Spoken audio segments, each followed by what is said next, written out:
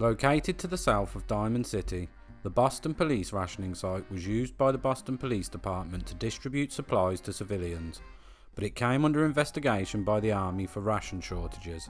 So were the police or Army members stealing supplies intended for the needy? And if so, who was doing it and why? Well, sit back and relax with an ice cold Nuka-Cola and some perfectly preserved pie, as in this video I will answer those questions and also tell you how this story ultimately ended. So make sure to stick around until the end to find out. The Boston Police rationing site was set up before the bombs dropped by the Boston Police Department. They did this by combining 2 basketball courts and a railway unloading depot, with the railway unloading depot being used to bring in food and other essential goods to be distributed to the needy at the site set up on the basketball courts. Of course, with such a large supply of goods, many of which were in short supply on the general market, theft and abuse was a natural concern. To address this, the United States Army Reserve was responsible for providing security and the loading and unloading of the goods from the train, while the 3rd Precinct of the Boston Police Department was in charge of the distribution of the goods to the people who needed it most, which they did by checking the receiving ledgers and distributing the supplies to civilians. The shifts were scheduled and overseen by Detective Francis Perry from the police and Sergeant John Reese of the Army. However, this was not enough to stem the tide of corruption and incompetence, as goods kept going missing. Complaints about the shortages and missing items were dismissed by Sergeant Randall of the Boston Police as just some civvies trying to weasel a bit more out of the system, and he instructed his officers to continue to keep the lines in order. However, the officers either couldn't or wouldn't do so, as there were several news stories about pickpockets stealing medical supplies from old ladies right under their noses at the rationing site. Meanwhile, officers on duty were trying to cozy up to the soldiers on guard. This was strictly forbidden by the senior staff, who informed their troops that there was an ongoing investigation into the ration shortages in the unit. We can find all this out by reading the terminals, and we can also find this holotape from Detective McDonnell for his partner Detective Perry. That son of a bitch Sergeant Reiser caught me trying to have a look in the warehouse, and that asshole actually drew his weapon on me. Look, Perry, I know you two came up together and all, but I'm telling you that guy is dirty, and I need you to have my back on this.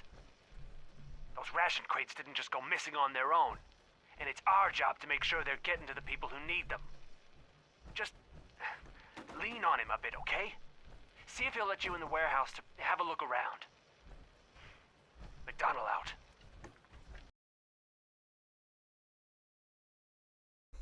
If you're still watching, consider leaving a like and subscribing, it really does help the channel. Anyway, back to the story. So what was happening? Where were the supplies disappearing to, and who was responsible? The police or the army? Well, the answer is actually both, because if we explore and read the terminals, we find out that it was the result of collusion between Detective Francis Perry of the police and Sergeant Reese of the army, who were stealing supplies and hiding them in the utility tunnels running between the rationing warehouse and the Massachusetts Turnpike Tunnel. They were old friends and had no compunction about stealing supplies for resale on the black market. The supplies were then sold by Detective Perry's cousin Jack. However, he was having a hard time trying to sell the stolen goods, and Sergeant Reese was having none of it, as we can hear from this holotape.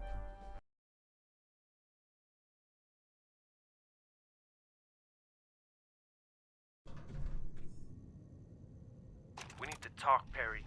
Your partner keeps sticking his nose where it shouldn't be. I don't care if he's a cop. If he keeps sniffing around the tracks, he's liable to get hit by the train. Are we clear? Anyway, I've got this stuff moved down into the utility tunnels, but it's burning a hole in my pocket. I don't want to hear any more excuses about it being hard to fence.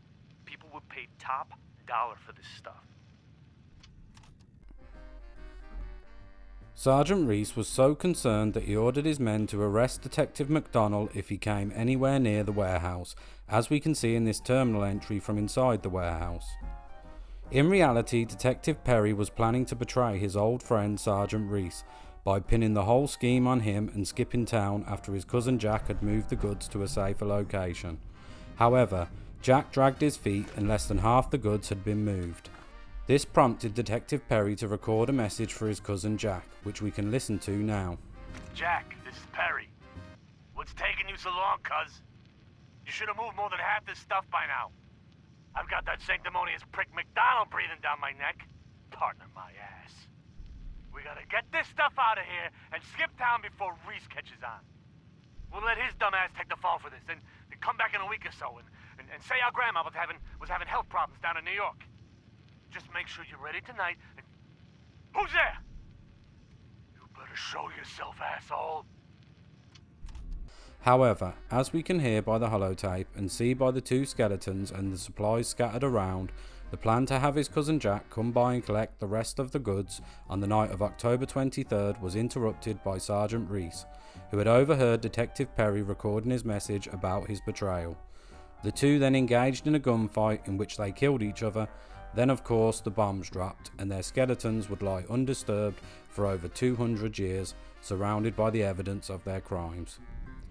I hope you enjoyed that video. Did you know about this story? If you didn't, please leave a like and subscribe. Have a great day, and I'll see you in the next one.